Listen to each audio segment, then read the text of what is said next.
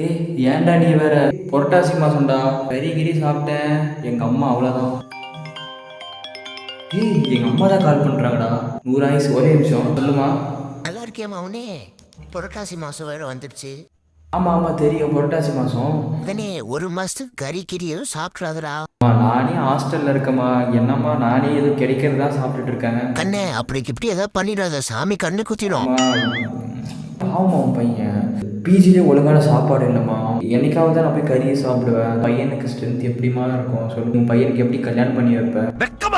தயவு செஞ்சு கொஞ்சம் என்னோட கஷ்டங்களை கன்சிடர் பண்ணுமா. நான் வருஷம் எல்லா புரட்டாசியும் வீட்டில் இருக்கும்போது உங்க கூட பெருமாள் கோயிலுக்கு வந்துட்டு ஒரு நாளாச்சு நான் வந்து புரட்டாசி மாசத்துல கறி சாப்பிட்டு நான் சொல்லுவேன். பெருமாள் கோயிலில் மூலையில் உட்காந்து புளியோதரை சாப்பாடு தான் சாப்பிடுவேன். தயிர் சாப்பாட்டில் வந்து மாதுளை பழம் வேணும்னு கேட்பேனா. உன் பேச்சு என்னைக்குமா நான் மீறி இருக்கிறேன். அம்மா இவன் குட் சன் சாரிம்மா. உன்னோட 2வது மகன் மாதிரி நான் இல்லைம்மா.